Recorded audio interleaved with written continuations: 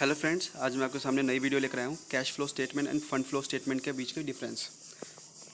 ठीक है, तो ये क्वेश्चन आता है, पिछले बार आस्क भी हुआ है। ठीक है, इसलिए मैंने आपको करवाया है।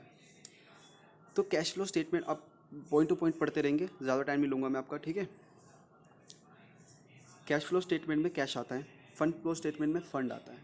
पहली चीज़, कैश फ्लो स्टेटमेंट एक नैरो कंसेप्ट है क्योंकि ये सिर्फ कैश की बात करता है, लेकिन ये कैश के अलावा भी बात करता है फंड फ्लो स्टेटमेंट, तो ये बड़ा कंसेप्ट है। तीसरी चीज़, गवर्नमेंट ने कुछ हमारे स्टेटमेंट्स को कंपलसरी कहा है कि आपको ये बनाने हैं साल के एंड में, फाइनेंशियल ईयर के एंड में। वो कौन कौन सी है?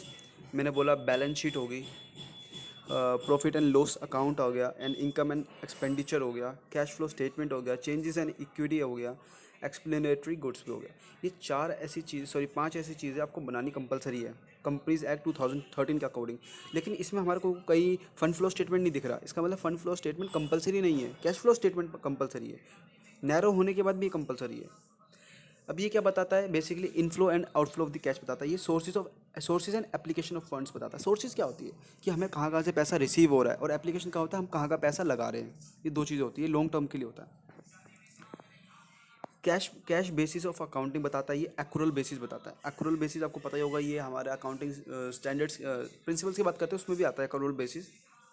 ये कैश बेसिस बताता है कि जब आपको कैश हुआ रिसीव, जब आप उसको नोट डाउन करोगे। बट एक्रूरल बेसिस में क्या होता है आपका कि मेरी आपने अपनी ऑब्लिगेशन फुलफिल कर दी। मतलब कि मैंने कहा कि किसी को मैंने सामान दे दिया, लेकिन उसने क्रेडिट पे लिया। मैंने सामान दे दिया, मैंने अपनी ऑब्लिगेशन पूरी कर दी, तो मैं उसकी एंट्री कर दूंगा आज के टाइम में। पैसे मुझे जब मिलेंगे जबकि बात अलग है, मैं फिर से इसको क्रॉस एंट्री कर दूंगा उसके बाद। लेकिन एक्रूरल बेसिस पर जब आपको टाइम पे पैसे मिल, जब आपको अपने अपनी ऑब्लिगेशन अपनी लाइबिलिटी पूरी कर दी, जब उसको एंट्री कर दोगे।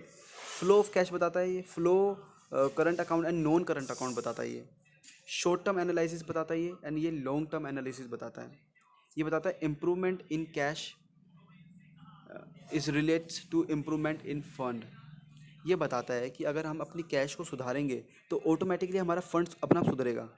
बट ये ऐसा नहीं बताता फंड वाला। ये बताता है कि अपने अगर आप अपनी कैश को मैनेजमेंट ढंग से करोगे, कैश को ढंग से संभालोगे, तो ओवरऑल आपका फंड है ना जो, वो ओवरऑल सुधर जाएगा। लेकिन ये तो खुद ही फंड है, तो ये ऐसा कुछ नहीं बताता। तो ये बेसिकली 8 पॉइंट्स थे। आप इसको पढ़ोगे तो आपका बहुत ज़्यादा आसान लगेगा, ये ज़्यादा मुश्किल भी नहीं है। ठीक है, थैंक यू वेरी मच।